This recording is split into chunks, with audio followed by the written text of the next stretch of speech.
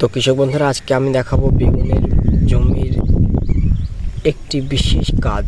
তো সে কাজটি কি, তো চলুন আমি আপনাদেরকে দেখাই। তো আপনারা যদি লক্ষ্য করেন, আপনারা দেখতে পাবেন যে পিছনে অনেক যে খুঁটি, যে বাঁশের যে খুঁটি হয়, যেগুলো আমরা খুঁটি বলে, এগুলোকে খুঁচো বলে অনেকে, এটা পোতা হয়েছে জমিতে। হ্যাঁ, তো এটা কি কাজ করবে, তো আপনাদেরকে আমি দেখানোর চেষ্টা করব যে এই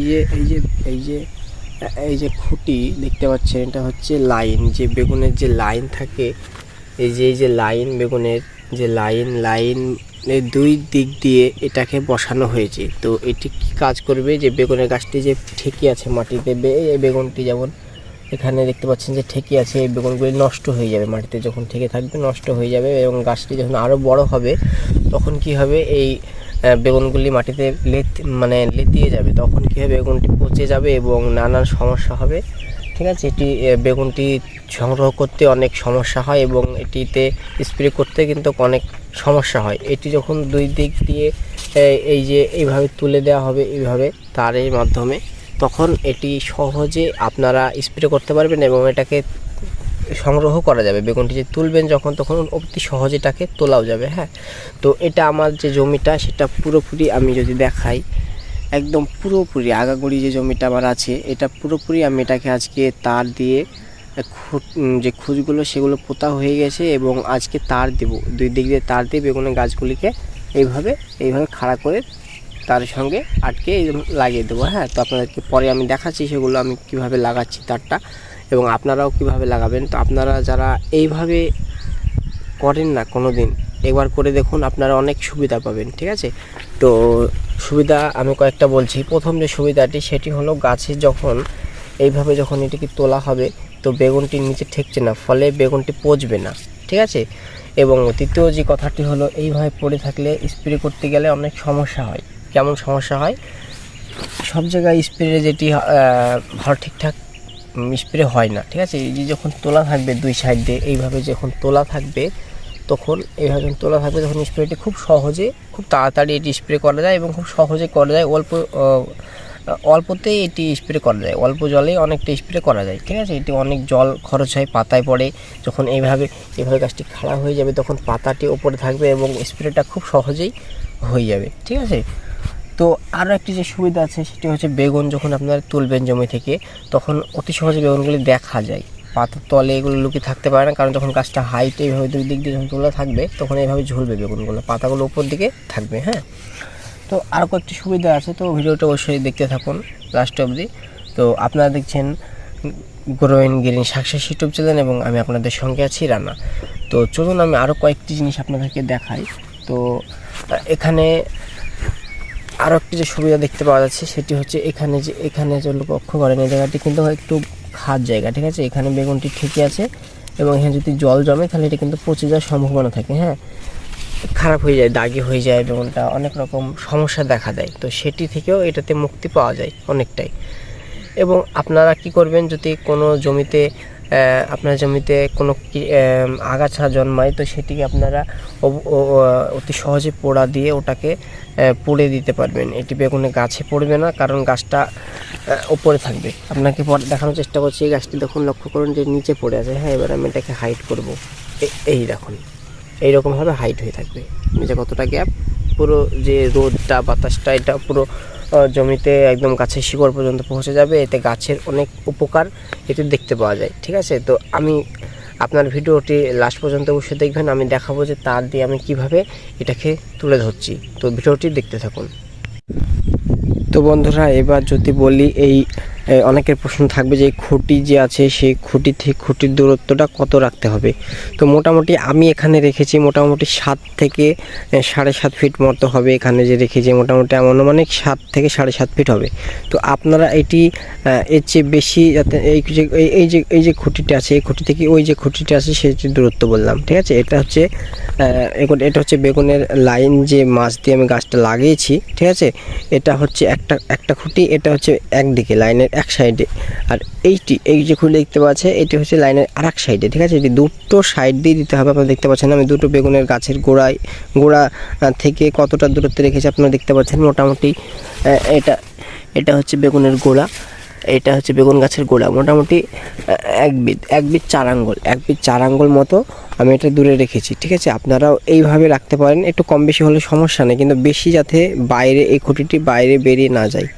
তাহলে কি হবে, বাইরে বেরিয়ে গেলে পরে আপনাদের যে গাছটি যখন বড় হবে তখন এইভাবে যে খাড়া, এইভাবে যে এই খাড়া হয়ে থাকবে না, এইভাবে এটা কম হবে, তখন এইভাবে পড়ে গেলে আপনাদের সমস্যা হতে পারে। তো আপনারা বেশি বাইরে রাখবেন না এই খুঁটিটি, যতটা পারবেন একদম ভিতরেও না বাইরেও না। যে মাপটি দেখালাম আমি আরেকবার দেখানোর চেষ্টা করছি। এখানে যে 1 বিট 4 আঙ্গুল, 1 বিট 4 আঙ্গুল থেকে 6 আঙ্গুল ওদিকেও যতটা রাখবেন, ওই সাইডে যে খুঁটিটি আছে এখানে সে অতটুকুই রাখার চেষ্টা করবেন। হ্যাঁ, এবং এই মাপে একই মাপ রাখবেন।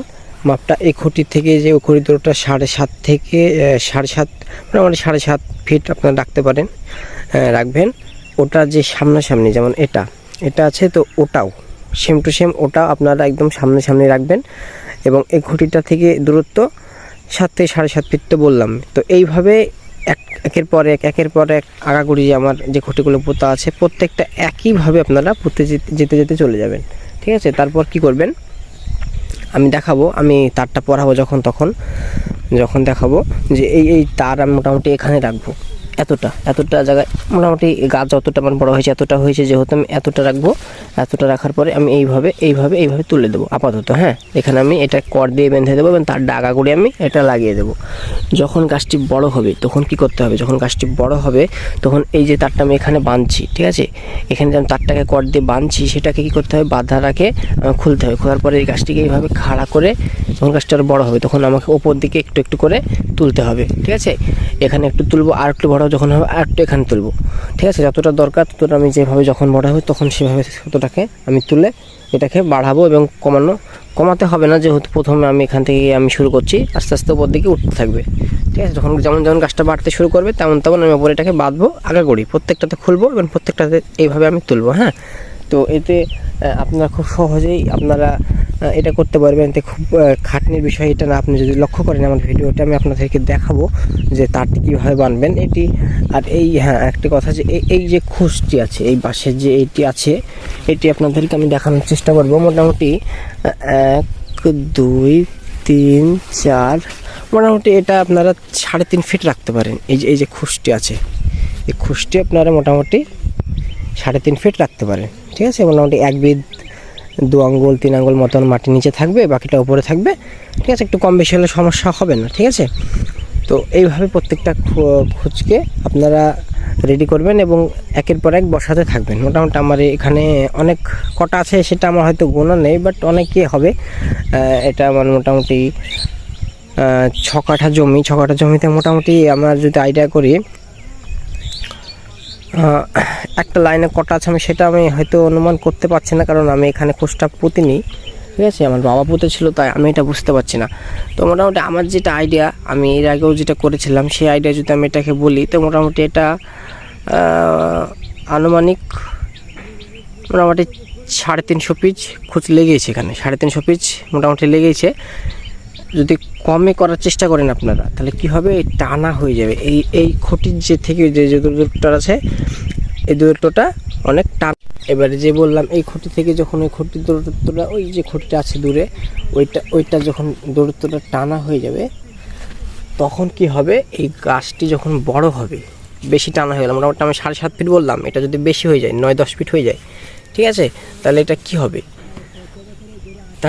বলুন তো, এই যে গাছটি যখন বাড়বে তখন এই মাঝটা গ্যাপটা বেশি পাচ্ছে। হ্যাঁ, এই যে খুঁটির গ্যাপটা বেশি থাকছে মাঝে, তাই যখন এটি বড় হবে তখন এটি ঝুঁকে যাবে, এইভাবে তারটি ভার নিতে পারবে না বেশি দূরত্ব হয়ে গেলে। হ্যাঁ, তার জন্য বেশি দূরত্ব যাতে না হয় আপনারা চেষ্টা করবেন একটু দূরত্বটা কম হয় যত পারবেন। আমি দিয়েছি 7 ফিট 8 ফিট মোটামুটি দিয়েছি, আপনারা যদি আরও কম দিতে পারেন তাহলে আরও ভালো। ঠিক আছে, একটু খুঁজটা বেশি লাগবে, সেই জন্য আমি একটু এই মাপে দিয়েছি। যদি একটু বেশি আপনারা দিতে চান দিতে পারবেন, সমস্যা নেই, যদি পারেন দিবেন, সমস্যা নেই। ঠিক আছে, তো আপনারা ভিডিওটি দেখুন। আমি লাস্টে দেখাতে চলেছি যে এই যে আমি কীভাবে তারটা দিই, তারটার পরে যে ফিনিশিংটা আসছে সেটা এবার আপনাদেরকে দেখাবো। তো চলুন ভিডিওটি দেখতে থাকুন। তো আপনারা এখানে দেখতেই পাচ্ছেন যে আমি কিভাবে তারটা এখানে টাঙিয়ে দিয়েছি। তো এখানে তারটা টাঙিয়ে দেওয়ার পরে যে মাঝের গ্যাপটা সেটি খুব বড় হয়ে গেছে, দেখতে পাচ্ছেন যে ছড়িয়ে ছিটিয়ে ছিল গাছটি সেটি ওপরে খাড়া হয়ে গেছে। এখন গাছটি ডালগুলো মাঝে দুটো তারের মাঝখানে আছে, এখন ডালগুলি খাড়া হয়ে গেছে, ঠিক আছে। এবার এই গ্যাপটা আমি আসা যাওয়া করতে পারবো এবং রোদ বাতাস ঢুকবে গোড়াতে। তো এবার আপনাদেরকে আমি দেখাবো এখানে বেগুনটি তুলতেও সুবিধা হবে এবং কীটনাশক স্প্রে করতেও এখানে সুবিধা আমার অনেকটাই হয়ে যাবে। এবার দেখুন আপনাদেরকে আমি দেখাই যে আমি কীভাবে এখানে খুঁটির সঙ্গে এটাকে বেঁধে রেখেছি। তো ওই যে মরিচের গাছ যে কটগুলো চিকগুলো বাঁধা হয় সেই চিকটি আমি এখানে ব্যবহার করেছি, আপনারা দেখতে পাচ্ছেন। এটি আমি দুটো ব্যাট দিয়ে দিয়েছি, আপনারা দুটো ব্যাট দিয়ে একটি ফাঁস গিটে রাখবেন, কারণ তুলতে হবে, যত গাছটি বড় হবে তত তুলে তুলে এটি বাঁধতে হবে, হ্যাঁ। তাই এটি মরা গিট বাঁধবেন না।